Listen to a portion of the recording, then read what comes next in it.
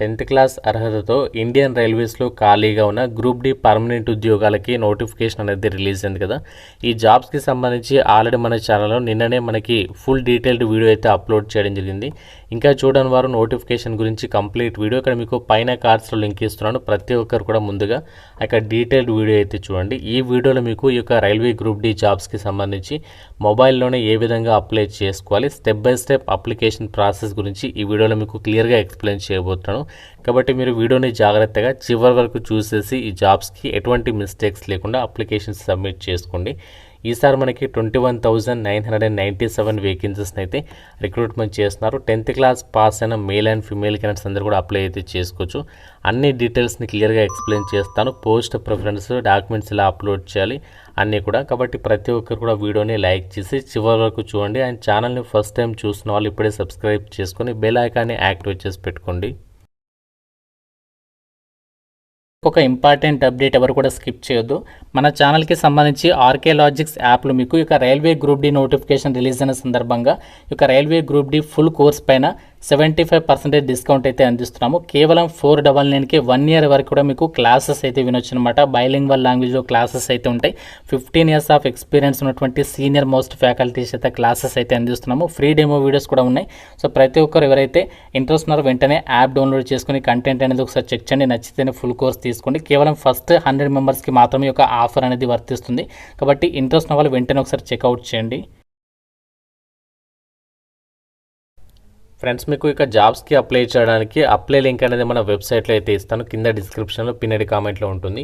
ఆ లింక్ పైన క్లిక్ చేసినట్లయితే మీకు డైరెక్ట్గా rrbapply.gov.in వెబ్సైట్లోకి అయితే వచ్చేసేయండి. వచ్చేసిన తర్వాత ఇక్కడ మీకు కొంచెం కిందికి స్క్రోల్ డౌన్ చేసినట్లయితే లేటెస్ట్ అప్డేట్స్లో మనకి January 31 ఈరోజు అఫీషియల్గా ఇక్కడ మనకి నోటిఫికేషన్ అనేది ఇక్కడ రిలీజ్ అయింది. మీరు ఇక్కడ డేట్ కూడా చెక్ చేసుకోవచ్చు. లాస్ట్ డేట్ ఈ జాబ్స్కి అప్లై చేయడానికి March 2 అనమాట. లెవెల్ 1 అంటే గ్రూప్ డి ఉద్యోగాలకి సంబంధించి ఫుల్ నోటిఫికేషన్. ఇక్కడ మీరు డైరెక్ట్గా అప్లై పైన క్లిక్ చేయండి. అప్లై పైన క్లిక్ చేసినట్లయితే సో ఈ విధంగా వస్తుంది. Sign in to your RRB account అని చెప్పేసి సో ఇక్కడ మీరు లాగిన్ విత్ ఆధార్ అని చెప్పేసి అలాగే login with RRB account credentials అని చెప్పేసి ఆప్షన్స్ ఉంటాయి. అలాగే ఇంకా కింద మనకి క్రియేట్ అన్ అకౌంట్ అని చెప్పేసి ఉంటుంది. సో మీరు ఇందులో ఈ యొక్క వెబ్సైట్లో ఇంతకుముందు అప్లై చేయకపోతే డైరెక్ట్గా మీరు ఫస్ట్ క్రియేట్ అన్ అకౌంట్ పైన క్లిక్ చేయాలి. సో ఇంతకుముందు ఈ యొక్క వెబ్సైట్ త్రూగా ఏ రైల్వే జాబ్స్కి అప్లై చేయకపోతే ప్రతి ఒక్కరు కూడా క్రియేట్ అన్ అకౌంట్ పైన క్లిక్ చేయాలి. అయితే ఇక్కడ మనకి ఒక చిన్న నోట్ పాయింట్ అయితే ఉంటుంది. క్లియర్గా గమనించండి ప్రతి ఒక్కరు కూడా. ఏంటి అంటే మనకి ఇంతకుముందు రైల్వే రిక్రూట్మెంట్ బోర్డు వాళ్ళు RRB వాళ్ళు 2024 ఇయర్లో అండ్ 2025 ఇయర్లో ఈ యొక్క వెబ్సైట్ త్రూగా నోటిఫికేషన్స్ అనేవి రిలీజ్ చేశారు కదా. ఆ యొక్క నోటిఫికేషన్స్కి మీరు ఆల్రెడీ అప్లై చేసుకున్నట్లయితే మీరు మళ్ళీ రిజిస్ట్రేషన్ చేసుకోవాల్సినటువంటి అవసరం లేదని చెప్పేసి చెప్తున్నారు. కాబట్టి అదే లాగిన్ డీటెయిల్స్ తోటి మీరు లాగిన్ అవ్వండి అని చెప్పేసి అంటున్నారు. కాబట్టి మీరు ఒక ఆల్రెడీ రిజిస్ట్రేషన్ చేసుకున్నట్లయితే బ్యాక్ వచ్చేసేసి లాగిన్ పైన క్లిక్ చేసేసి లాగిన్ విత్ ఆధార్ కానీ login with RRB account credentials option use చేసి కానీ మీరు డీటెయిల్స్ ఇచ్చేసి లాగిన్ అయితే అయిపోండి. ఒకవేళ మీరు అకౌంట్ క్రియేట్ చేసుకోకపోతే క్రియేట్ అయిన అకౌంట్ పైన క్లిక్ చేసి ఓకే పైన క్లిక్ చేసిన తర్వాత ఫస్ట్ ఇక్కడ మీరు కంట్రీ సెలెక్ట్ చేసుకోవాలి. ఇండియా అయితే ఇండియా, తర్వాత మీ యొక్క ఫుల్ నేమ్ ఏంటి, ఇక్కడ మీరు డీటెయిల్స్ ఇచ్చేటప్పుడు SSC మెమోలో ఎలా ఉంటుందో మీ నేమ్ అనేది ఆ విధంగా ఇక్కడ మీరు డీటెయిల్స్ అనేవి ఇవ్వాలి. ఫస్ట్ మీ యొక్క ఫుల్ నేమ్ అనేది ఇచ్చేసండి. ఇచ్చేసిన తర్వాత మళ్ళీ మీ యొక్క నేమ్ అనేది ఎంటర్ చేయాలి. తర్వాత have you changed your name అని చెప్పేసి అడుగుతుంది. ఇక్కడ మీరు 10th క్లాస్లో మీ యొక్క నేమ్ అనేది చేంజ్ చేసుకున్నారని చెప్పేసి అంటున్నారు. సో మ్యాక్సిమం ఎవరు కూడా చేంజ్ చేసుకోరు కాబట్టి నో అని చెప్పేసి అయితే పెట్టండి. తర్వాత next date of birth. So date of birth వచ్చేసి ఇక్కడ మీరు ఈ యొక్క క్యాలెండర్ ఆప్షన్ ఉంది. క్యాలెండర్ ఆప్షన్ సెలెక్ట్ చేసుకుని మీ డేట్ ఆఫ్ బర్త్ అనేది 10th మెమోలో ఎలా ఉందో ఆ విధంగా సెలెక్ట్ చేయండి. మళ్ళీ డేట్ ఆఫ్ బర్త్ అనేది సెలెక్ట్ చేయాలి. తర్వాత జెండర్ సెలెక్ట్ చేయండి. మళ్ళీ జెండర్ సెలెక్ట్ చేయాలి. తర్వాత ఫాదర్ నేము, మదర్ నేము, తర్వాత కాంటాక్ట్ డీటెయిల్స్లో ఈమెయిల్ ID ఇవ్వాలి. తర్వాత మొబైల్ నెంబర్ ఇవ్వాలి. ఇచ్చేసిన తర్వాత జనరేట్ ఈమెయిల్ OTP, తర్వాత మొబైల్ OTP పైన క్లిక్ చేసినట్లయితే మీరు ఇచ్చినటువంటి ఈమెయిల్ ఐడికి మొబైల్ నెంబర్కి OTPs అనేవి వెళ్తే వచ్చినటువంటి OTPs ఇక్కడ ఎంటర్ చేసేసిన తర్వాత వ్యాలిడేట్ అని చెప్పేసి ఇక్కడ వ్యాలిడేట్ త్రూ ఆధార్ కార్డ్ అని చెప్పేసి ఉంటుంది. మీరు డైరెక్ట్గా validate through Aadhaar card click చేసేసి దానికి సంబంధించి ఆధార్ కార్డ్ నెంబర్ అనేది ఇచ్చేసేయాలి. ఇచ్చేసిన తర్వాత ఆధార్ OTP అనేది వస్తుంది. మీ యొక్క ఆధార్కి లింక్ అయినటువంటి మొబైల్ నెంబర్ ఉంటుంది కదా, ఆ నెంబర్కి వచ్చినటువంటి ఆధార్ OTP ఇచ్చేసి వెరిఫై పైన క్లిక్ చేయాలి. క్లిక్ చేసిన తర్వాత కొంచెం కిందికి స్క్రోల్ డౌన్ చేయండి. చేసిన తర్వాత ఇక్కడ మీకు పాస్వర్డ్ క్రియేట్ చేసుకోండి అని చెప్పేసి అంటుంది. పాస్వర్డ్ క్రియేట్ చేసుకునేటప్పుడు ఇక్కడ ఇన్స్ట్రక్షన్స్ అనేవి గమనించండి. పాస్వర్డ్లో క్యాపిటల్ ఒకటి ఉండాలి, స్మాల్ లెటర్ ఉండాలి, స్పెషల్ క్యారెక్టర్ ఉండాలి, నెంబర్ ఉండాలి. ఆ విధంగా మీరు పాస్వర్డ్ అనేది క్రియేట్ చేసుకోండి. ఇక్కడ మీకు ఎగ్జాంపుల్గా చూపిస్తున్నాను. ఒక క్యాపిటల్ లెటర్ ఉండాలి, తర్వాత స్మాల్ లెటర్స్ ఉండాలి, తర్వాత ఒక స్పెషల్ క్యారెక్టర్ ఉండాలి, తర్వాత ఒక డిజిట్ ఉండాలి. సో ఆ విధంగా మీరు పాస్వర్డ్ అనేది క్రియేట్ చేసుకోండి. సో క్రియేట్ చేసుకున్న తర్వాత మళ్ళీ కన్ఫర్మ్ పాస్వర్డ్లో కూడా అదే పాస్వర్డ్ ఇచ్చేసి ప్రివ్యూ అండ్ క్రియేట్ అనే అకౌంట్ పైన క్లిక్ చేస్తే మీకు ఇందులో అకౌంట్ అనేది క్రియేట్ అయిపోతుంది. సో మీరు ఏదైతే ఇచ్చినటువంటి ఈమెయిల్ ఐడి ఉందో అండ్ పాస్వర్డ్ ఉందో దాంతో ఇక్కడ మీరు లాగిన్ అయితే అవ్వాల్సి ఉంటుంది అనమాట. లాగిన్ అయిన తర్వాత అప్లై చేయాల్సి ఉంటుంది. సో ఇక్కడ లాగిన్ పైన క్లిక్ చేసిన తర్వాత ఇక్కడ 2 ఆప్షన్స్ ఉంటాయి. లాగిన్ విత్ ఆధార్ అంటే ఆధార్ త్రూగా డైరెక్ట్గా మీరు లాగిన్ అవ్వచ్చు, లేదు అంటే ఆ login with RRB account credentials ఇప్పటివరకు ఇచ్చినటువంటి అకౌంట్ క్రెడెన్షియల్స్ త్రూగా కూడా లాగిన్ అవ్వచ్చు. సో ఇక్కడ మీరు login with RRB account credentials పైన క్లిక్ చేస్తే సో ఈ విధంగా వస్తుంది. మీరు మొబైల్ నెంబర్ కానీ ఈమెయిల్ ఐడి కానీ ఇచ్చేసి పాస్వర్డ్ పైన క్లిక్ చేసి లాగిన్ అవ్వచ్చు. లేకపోతే మీరు ఇక్కడ లాగిన్ విత్ ఆధార్ పైన క్లిక్ చేస్తే సో డైరెక్ట్గా మీరు ఇక్కడ ఫోన్ నెంబర్ ఇచ్చేసి జనరేట్ ఆధార్ ఓటీపీ పైన క్లిక్ చేస్తే మీకు ఓటీపీ వెళ్తుంది. దాని తర్వాత డైరెక్ట్గా లాగిన్ పైన క్లిక్ చేస్తే సో మీకు ఆ డీటెయిల్స్కి సంబంధించి పేజ్ అనేది ఓపెన్ అయిపోతుంది. ఇక్కడ నేను నా యొక్క డీటెయిల్స్ అన్ని కూడా ఇచ్చేసి లాగిన్ అయితే అయిపోయాను. సో లాగిన్ అయిన తర్వాత ఇక్కడ మనకి ఇంటర్ఫేస్ వచ్చేసి ఈ విధంగా ఉంటుందన్నమాట. అప్లై చేయడానికి సంబంధించి ఫస్ట్ జనరల్ ఇన్స్ట్రక్షన్స్ ఉంటాయి, దాని తర్వాత ఆన్లైన్ అప్లికేషన్ చేయాలి. తర్వాత అప్లికేషన్ చేసిన తర్వాత మీరు అప్లికేషన్ హిస్టరీలో కూడా అప్లికేషన్ అనేది సబ్మిట్ అయిందా లేదని చెప్పేసి చెక్ చేసుకోవచ్చు. తర్వాత మీరు ఒకవేళ రిజిస్ట్రేషన్ డీటెయిల్స్ ఏమైనా మాడిఫికేషన్ చేసుకోవాలనుకుంటే కూడా చేసుకోవచ్చు అనమాట. కొంచెం ఇంకా మీరు కిందికి స్క్రోల్ డౌన్ చేసినట్లయితే ఇక్కడ మనకి అకౌంట్ వెరిఫైడ్ విత్ ఆధార్ అని చెప్పేసి రావాలి. ప్రతి ఒక్కరికి కూడా మీరు ఇక్కడ అకౌంట్ అనేది ఆధార్తో ఓటీపీ ఇస్తారు కాబట్టి వెరిఫైడ్ అయితే అయిపోతుంది. తర్వాత కంప్లీట్గా ఇన్స్ట్రక్షన్స్ ఒకసారి క్లియర్గా చదవండి, నోటిఫికేషన్ ఒకసారి క్లియర్గా చదవండి. చదివిన తర్వాతనే ఆన్లైన్ అప్లై చేయండి. అలా అప్లై చేస్తే ఎటువంటి మిస్టేక్స్ అయితే కావని చెప్పేసి క్లియర్గా చెప్తారు. అయితే ఒక రైల్వే గ్రూప్ డీకి సంబంధించి అయితే ఎగ్జామినేషన్ అవుతుందో ఎగ్జామినేషన్ వచ్చేసి మనకి హిందీ ఇంగ్లీషే కాకుండా 13 ఇండియన్ రీజనల్ లాంగ్వేజెస్లో ఎగ్జామ్ అనేది కండక్ట్ చేస్తున్నామని చెప్పేసి క్లియర్గా చెప్తున్నారు వాళ్ళే. కాబట్టి మన తెలుగు లాంగ్వేజ్లో కూడా మీరు ఎగ్జామినేషన్ అనేది రాసుకోవచ్చు. అండ్ ఇక్కడ మీరు అప్లై చేసేటప్పుడు ఏదైతే మీరు డీటెయిల్స్ ఇస్తారో ఫస్ట్ మీరు ప్రివ్యూ ఫామ్ అనేది క్లియర్గా చూసుకోండి. ప్రివ్యూ ఫామ్ అనేది క్లియర్గా చూసుకున్న తర్వాత అందులో ఎలాంటి మిస్టేక్స్ లేకుండానే ఫైనల్ సబ్మిషన్ అనేది చేయండి. అండ్ మీరు ఎగ్జామినేషన్ ఫీజు అనేది పే చేస్తే మాత్రమే మీరు అప్లికేషన్ అనేది కంప్లీట్ అయితే అయిపోతుంది. ఒకవేళ మీరు ఎగ్జామినేషన్ అనేది ఫీ పే చేయకుండా మీ యొక్క అప్లికేషన్ అనేది సబ్మిట్ అయితే కాదు. మీరు అప్లికేషన్కి సంబంధించి సబ్మిట్ అయిన తర్వాత దానికి సంబంధించి ఈమెయిల్ అలాగే ఎస్ఎంఎస్ అనేది వస్తుంది అని చెప్పేసి క్లియర్గా అయితే చెప్తున్నారు. ఒకవేళ మీరు ఫీ పే చేయకుండా మీ అప్లికేషన్ అనేది రిజెక్ట్ అవుతుందని చెప్పేసి క్లియర్గా చెప్తున్నారు. కాబట్టి ఇప్పుడు మీరు డైరెక్ట్గా అన్ని డీటెయిల్స్ ఇచ్చేసిన తర్వాత ఆన్లైన్ అప్లికేషన్ పైన క్లిక్ చేయాలి. క్లిక్ చేసిన తర్వాత మనకి ఈ విధంగా వస్తుందన్నమాట. సో ప్రజెంట్ మనకి రైల్వే జాబ్స్కి సంబంధించి అప్లై చేయడానికి అవైలబుల్ ఉన్నటువంటి నోటిఫికేషన్ వచ్చేసి level 1 7th CPC pay matrix centralised employment notification number 09/2025 అని చెప్పేసి ఉంటుంది. ఇక్కడ కన్ఫ్యూజ్ అయితే అవ్వదు, మనకి 2025కి సంబంధించి నోటిఫికేషన్ ఇది కాకుండా మనకి లేట్గా అయితే రిలీజ్ అయింది కాబట్టి ఇప్పుడు మనకి రిలీజ్ అనేది చేశారు. 2026లో మళ్ళీ మనకి గ్రూప్ డి నోటిఫికేషన్ అనేది రాబోతుంది. ఆల్రెడీ నేను ఇంతకుముందు ప్రీవియస్ వీడియోస్లో కూడా చెప్పాను. సో దీనికి సంబంధించి ఇంపార్టెంట్ డేట్స్ని చూడండి. 31st జనవరి అంటే ఈ రోజు నుంచి స్టార్ట్ అవుతుంది ఆన్లైన్ అప్లికేషన్. లాస్ట్ డేట్ వచ్చేసి March 2 అనమాట. ఇక్కడ మీరు జోన్ ఆప్షన్ అనేది సెలెక్ట్ చేసుకోవాలి. మనకి ఏ జోన్లలో రైల్వే జాబ్స్కి సంబంధించి గ్రూప్ డి వేకెన్సీస్ని రిక్రూట్మెంట్ చేస్తున్నారు మీరు ఇక్కడ జోన్స్కి సంబంధించి లిస్ట్ ఉంటుంది. మీరు ఏ జోన్కైనా అప్లై చేసుకోవచ్చు, కాకుంటే ఏదైనా ఒక జోన్కి మాత్రమే అప్లై చేసుకోవడానికి ఛాన్స్ అనేది ఉంటుంది. ఇక్కడ నేను సికింద్రాబాద్కే అప్లై చేస్తున్నాను, ఎందుకంటే నాకు సికింద్రాబాద్ అనేది దగ్గర కాబట్టి ఆ లొకేషన్కి అయితే అప్లై చేస్తున్నాను. సో మీరు ఏ లొకేషన్కైనా అప్లై చేసుకోవచ్చు. ఇక్కడ 2 చెక్ బాక్సెస్ అయితే ఉంటాయి. I'm not currently debarred by any RRB RRC అని చెప్పేసి సెలెక్ట్ చేయాలి. అయిన తర్వాత ఇది కూడా చదవామని చెప్పేసి ఈ 2 ఆప్షన్స్ అనేవి టిక్ మార్క్ చేసేసి నెక్స్ట్ పైన అయితే క్లిక్ చేయాలి ప్రతి ఒక్కరు. సో నెక్స్ట్ పైన క్లిక్ చేసిన తర్వాత ఈ విధంగా వస్తుంది. ఇది క్లోజ్ చేయండి. క్లోజ్ చేసిన తర్వాత ఇక్కడ మనకి account is verified with Aadhaar card అని చెప్పేసి ఉంటుంది. నెక్స్ట్ మనకి మీరు ఇప్పటివరకు ఇచ్చినటువంటి డీటెయిల్స్ పర్సనల్ డీటెయిల్స్ చూపిస్తుంది. కొంచెం కిందికి స్క్రోల్ డౌన్ చేసినట్లయితే ఇక్కడ మనకి కొన్ని డీటెయిల్స్ అయితే ఇవ్వాల్సి ఉంటుంది. Marital status. So marital status అంటే ఏం లేదు, మీరు మ్యారీడా అన్మ్యారీడా సెలెక్ట్ చేసుకోవాలి. సో ఇక్కడ నేను అన్మ్యారీడ్ కాబట్టి అన్మ్యారీడ్ పెడుతున్నాను. తర్వాత రిలీజియన్. సో రిలీజియన్ దగ్గర మీరు హిందూవా ముస్లిమా క్రిస్టియనా ఏదైతే అది సెలెక్ట్ చేసుకోండి. సో నేను ఇక్కడ హిందూ కాబట్టి హిందూ పెట్టాను. తర్వాత mother tongue. So mother tongue వచ్చేసి మీ మదర్ టంగ్ ఏంటి? సో మోస్ట్లీ అనేది తెలుగు ఉంటుంది కాబట్టి తెలుగు అని చెప్పేసి ఇక్కడ ఉంటుంది. కొంచెం కిందికి స్క్రోల్ చేసి తెలుగు పెట్టండి. తర్వాత choice of language for examination. ఇది చాలా ఇంపార్టెంట్.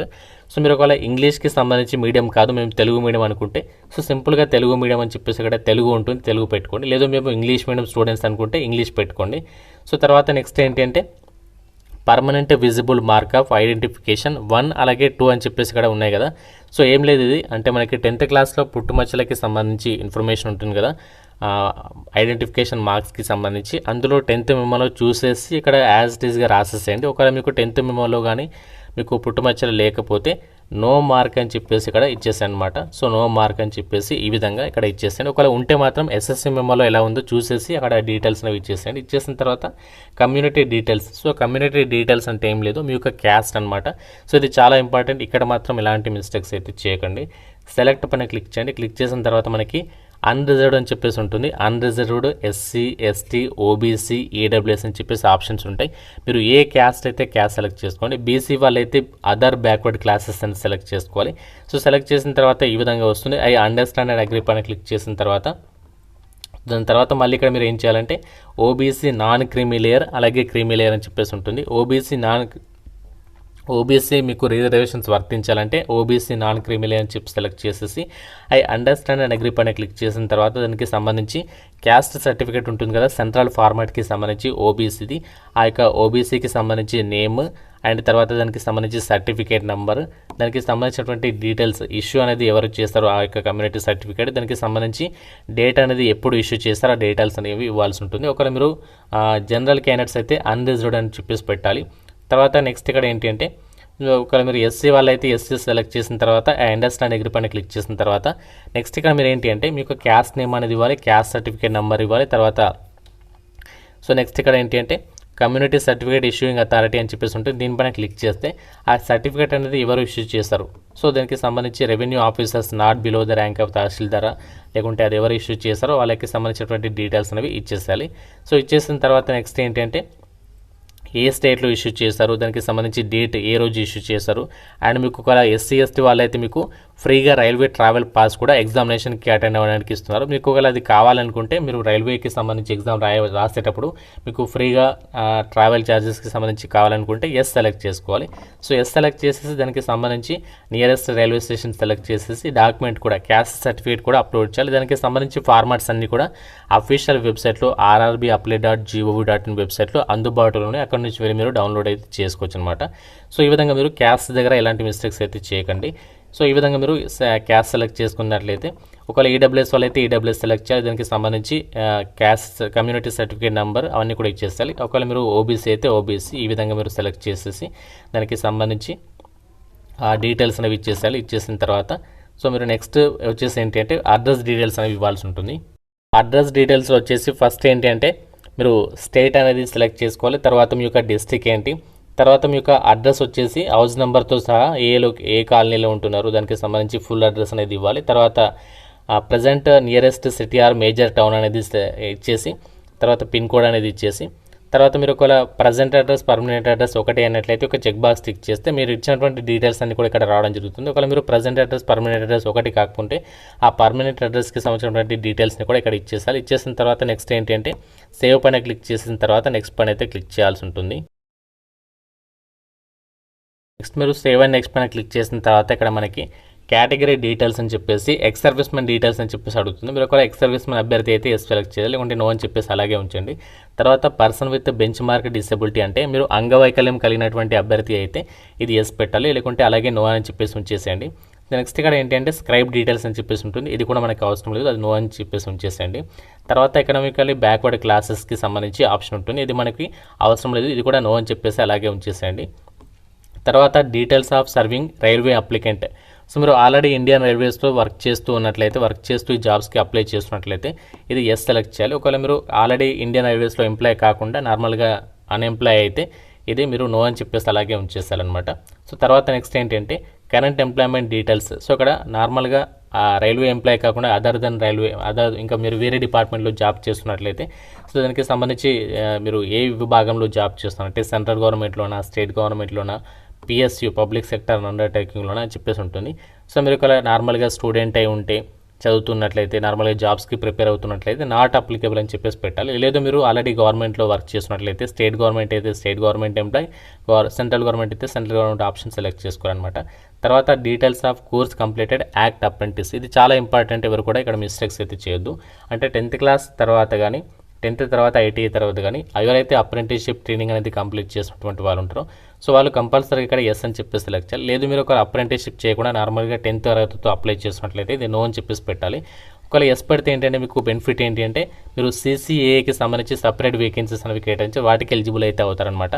సో ఇక్కడ మీరు ఎస్ సెలెక్ట్ చేస్తే ఏంటంటే ఏ ట్రేడ్లో మీరు దానికి సంబంధించి కంప్లీట్ చేస్తారో అది సెలెక్ట్ చేసుకోవాలి. సో సెలెక్ట్ చేసుకున్న తర్వాత నెక్స్ట్ దానికి సంబంధించి ఆ ట్రైనింగ్ అనేది ఎప్పుడు స్టార్ట్ అయింది, ఎప్పటి వరకు ఉంది, దానికి సంబంధించి డ్యూరేషన్ ఎంత, ట్రైనింగ్ రిజల్ట్స్ అనేవి డిక్లేర్ చేస్తారా లేకుంటే పెండింగ్లో ఉన్నాయా, ఆ డీటెయిల్స్ ఒకవేళ రిజల్ట్స్ డిక్లేర్ చేస్తే నంబర్ ఏంటి, డేట్ అనేది అవన్నీ కూడా ఇవ్వాల్సి ఉంటుంది. లేకపోతే నో పెడితే ఇవన్నీ ఇవ్వాల్సినటువంటి అవసరం లేదు. నెక్స్ట్ ఇక్కడ మీరు ఏంటి అంటే కొంచెం కిందికి స్క్రోల్ డౌన్ చేసినట్లయితే ఇక్కడ మీకు bank details for refund of fee అని చెప్పేసి ఒక ఆప్షన్ ఉంటుంది. అంటే మీరు ఎగ్జామినేషన్ ప్రతి ఒక్క కేటగిరీ వాళ్ళు ఎవరైనా సరే ఎగ్జామినేషన్కి సంబంధించి మనకి ఫీజు అనేది రీఫండ్ చేస్తున్నారు కదా. సో ఫీజు రీఫండ్ మీకు కావాలనుకుంటే మీ యొక్క బ్యాంక్ అకౌంట్ నేమ్ ఏంటి, దానికి సంబంధించి ఫీ అనేది రీఫండ్ చేయడానికి సంబంధించి ఆ యొక్క బ్యాంక్ అకౌంట్ నెంబర్ ఏంటి అండ్ బ్యాంక్ అకౌంట్ నేమ్, ఆ బ్యాంక్కి సంబంధించి IFSC కోడ్ అనేది ఇక్కడ ప్రాపర్గా అయితే ఇవ్వాల్సి ఉంటుంది. చాలామంది ఇక్కడ మిస్టేక్స్ అయితే చేస్తున్నారు. ఏంటి అంటే బయట నెట్ సెంటర్లో అప్లై చేస్తున్నారు కదా, నెట్ సెంటర్లో అప్లై చేసేటప్పుడు మీ యొక్క అకౌంట్ నెంబర్ అనేది ఇవ్వండి. ఒకవేళ మీరు వాళ్ళది ఇస్తే మాత్రం వాళ్ళకే అమౌంట్ అనేది రీఫండ్ అయితే వస్తాయన్నమాట. సో మీకు రావు. చాలామంది ఈ డౌట్ అయితే అడుగుతున్నారు, నేను అప్లై చేస్తాను కానీ నాకు అమౌంట్ రీఫండ్ రాలేదని చెప్పేసి. అంటే మీ డీటెయిల్స్, మీ బ్యాంక్ డీటెయిల్స్ ఇస్తే మీ బ్యాంక్కే అకౌంట్ అనేది క్రెడిట్ అవుతుంది. మీరు నెట్ సెంటర్లో అప్లై చేస్తే ఒకవేళ మీరు వాళ్ళు అకౌంట్ నెంబర్ ఇస్తే వాళ్ళకి అమౌంట్ అనేది వస్తుంది అనమాట. కాబట్టి ఇక్కడ జాగ్రత్తగా గమనించండి.